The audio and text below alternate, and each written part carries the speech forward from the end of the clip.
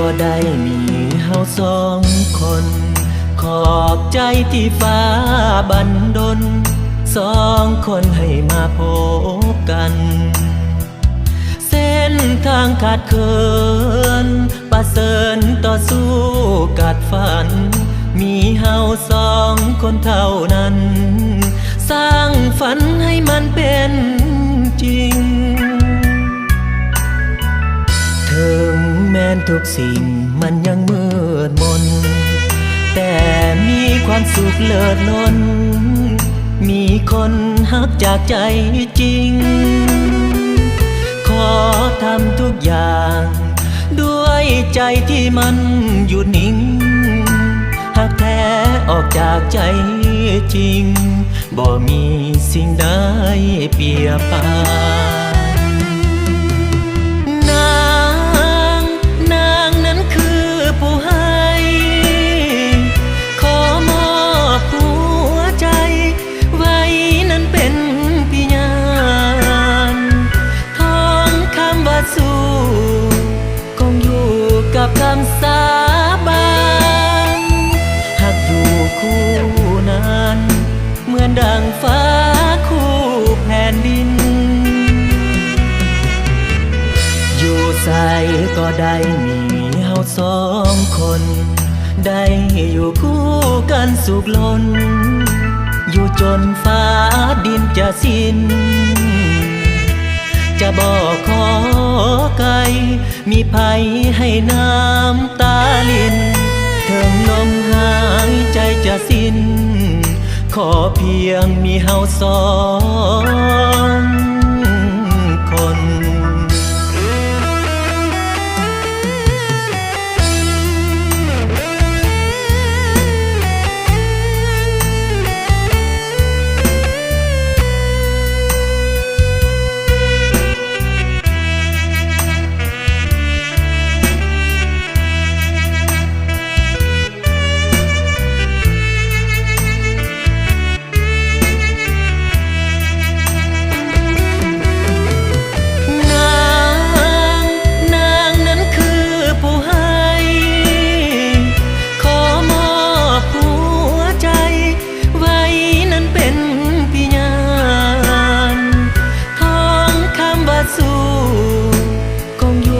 กับคำสาบานหักอยู่คู่นั้นเหมือนดังฟ้าคู่แผ่นดิน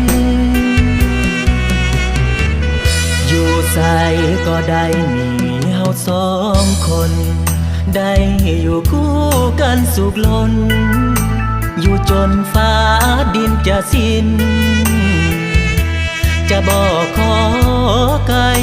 มีภัยให้น้ำตาลิน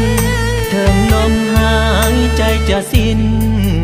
ขอเพียงมีเฮาสองคน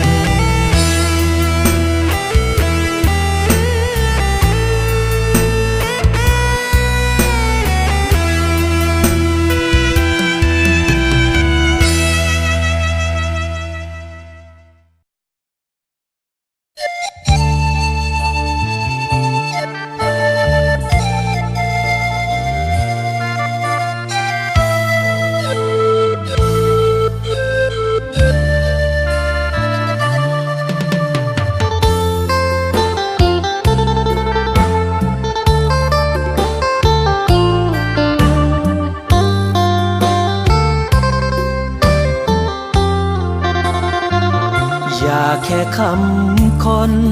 ดูตนเจ้าของได้นางถึงน้องสิเป็นแม่ห้า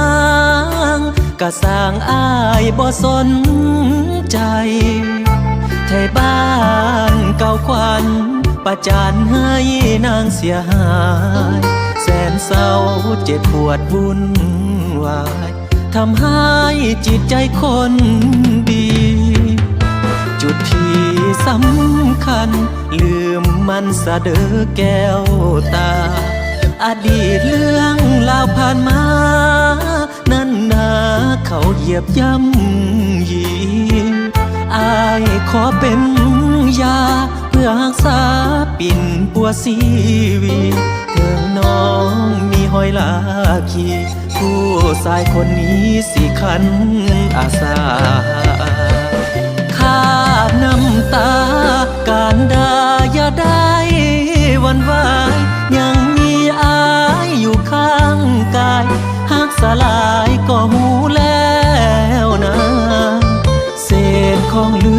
อเด่นเหมือนกฎเกณฑ์สวรรค์สร้างมาเขาเห็นน้องนางให้ค่าจึงตีตาเลิกละห่างไกล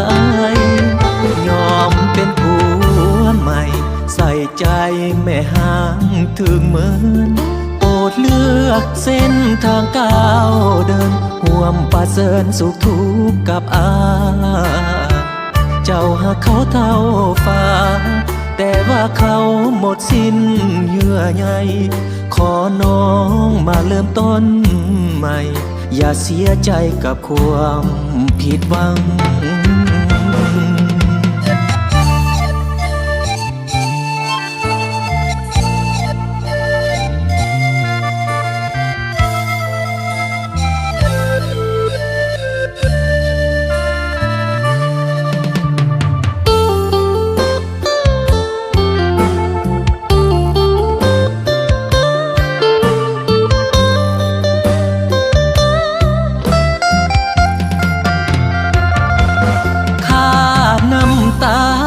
การดาอย่าได้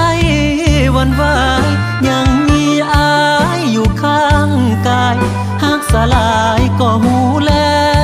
วนะเศษของเหลือเด่นเหมือนกฎเกณฑ์สวรรค์สร้างมาเขาเห็นน้องนางให้ค่าจึงตีตาเลิ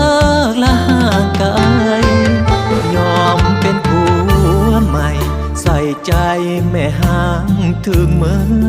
โปรดเลือกเส้นทางก้าวเดินห่วมประเสริญสุขทุกข์กับอาเจ้าหากเขาเท่าฟ้าแต่ว่าเขาหมดสิ้นเยื่อใยขอน้องมาเริ่มต้นใหม่อย่าเสียใจกับความผิดหวังถึงน้องนั้นเป็นแม่ห่างมันคงบ่ห่างคือจังกะทอง